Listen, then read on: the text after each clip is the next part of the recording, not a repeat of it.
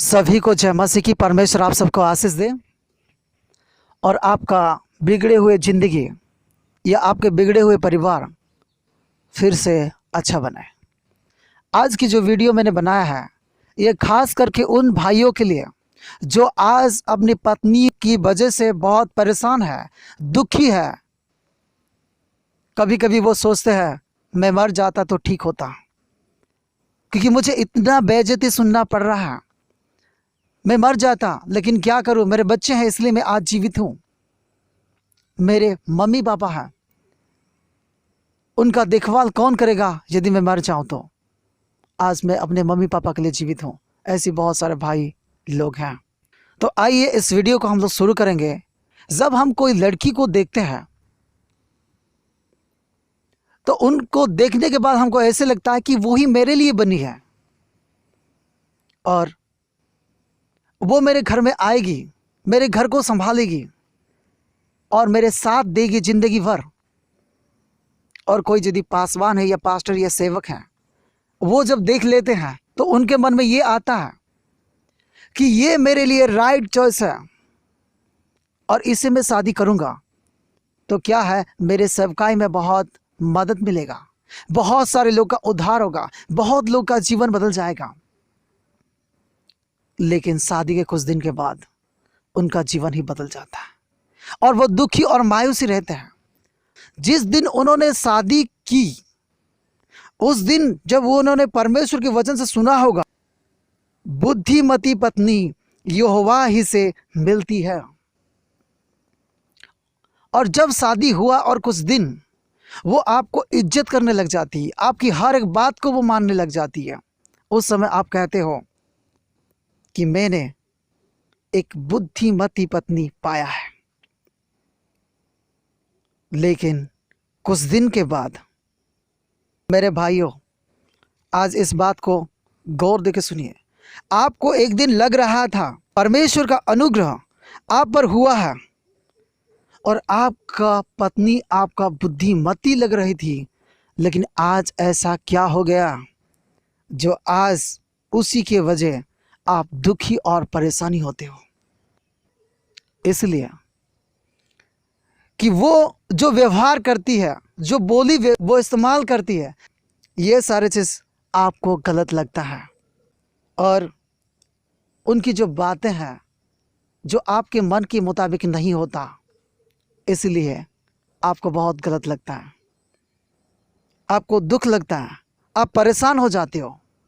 लेकिन आज मैं कुछ बातें आप लोगों से कहना चाहता हूँ कि आप जान लीजिएगा कि आपकी जो पत्नी है वो अच्छी है या बुरी है। क्योंकि बहुत बार हम लोग ये जानते हैं ये समझदार नहीं है, क्योंकि वो मुझे समझते नहीं है।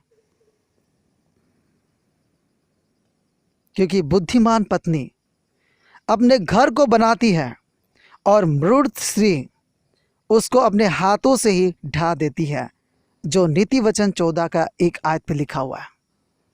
मेरे भाइयों, आज मैं आप लोगों से कहना चाहता हूँ, हम लोग को समझना बहुत मुश्किल हो जाता है कि ये जो पत्नी परमेश्वर ने मुझे दिया, उस दिन तो मुझे लग रहा था कि ये मेरे अधीन में रहेगी और मेरे सेवकाई में साथ देगी, मेरे परिवार को संभालेगी, मुझे इज्जत करती है, मुझे प्यार करती है, मेरे हर एक बात को मानती है, मेरे पर ध्यान देती है। लेकिन आज वो मुझे ध्यान नहीं देती, आज वो मेरा मदद नहीं करती और इसलिए आप दुखी हो।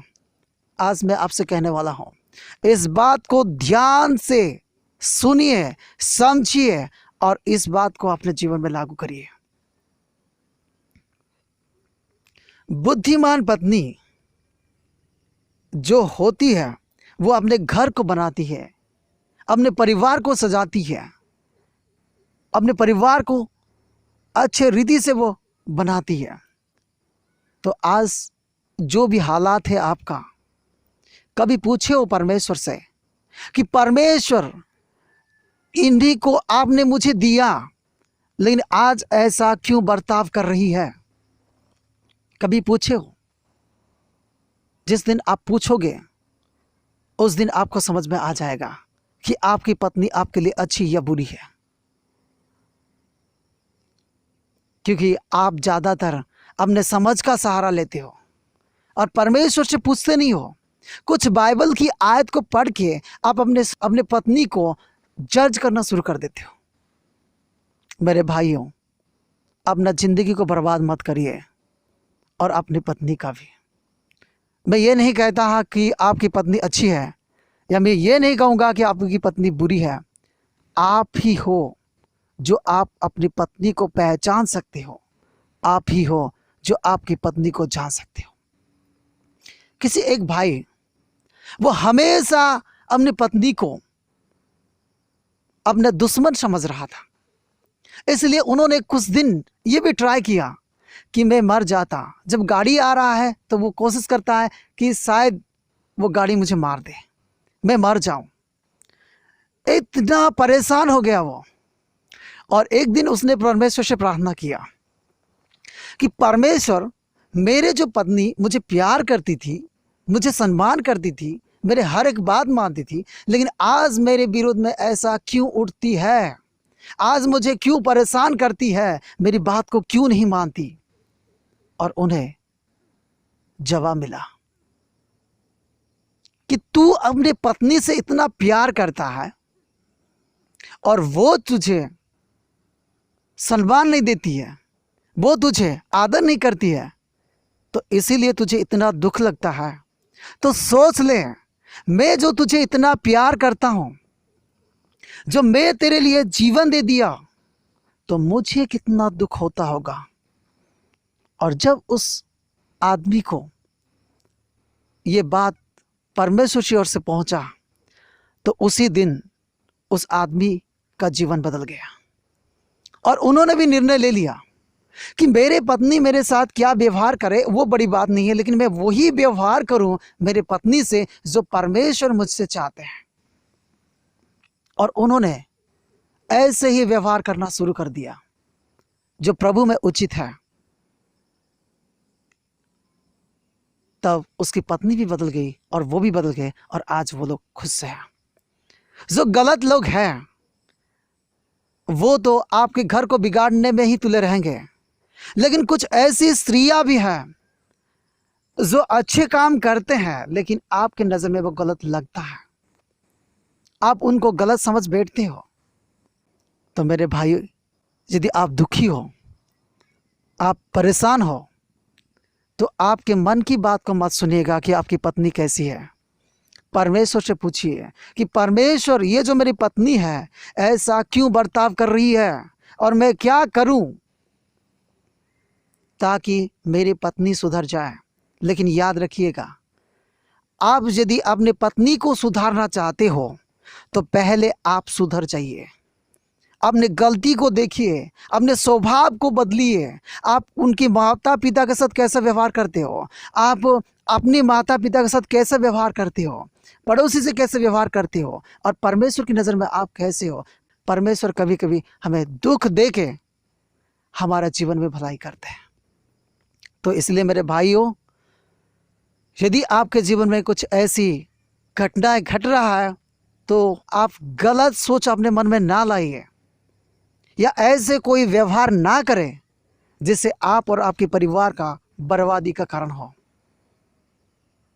यदि आप अच्छे हो तो आपके परिवार भी अच्छे हो जाएंगे।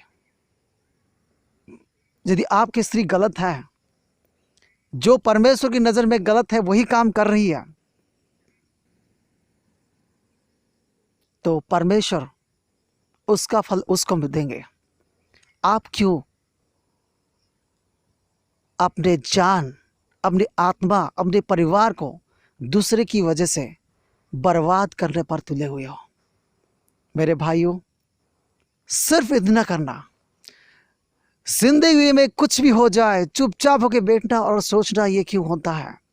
और यदि समझ में नहीं आता, परमेश्वर से कहो, परमेश्वर मुझे मदद करे कि आज मेरे घर में ये परिस्थिति क्यों है और क्या करूं मैं, तो मेरे परिवार में सुख शांति आएगा। और शुरुआत ही तो भाई आपको ही करना होगा। याद रखें, परमेश्वर मन को बदलने वाला है। आपका भी मन बदल सकते हैं, आपकी पत्नी का भी मन बदल सकते हैं।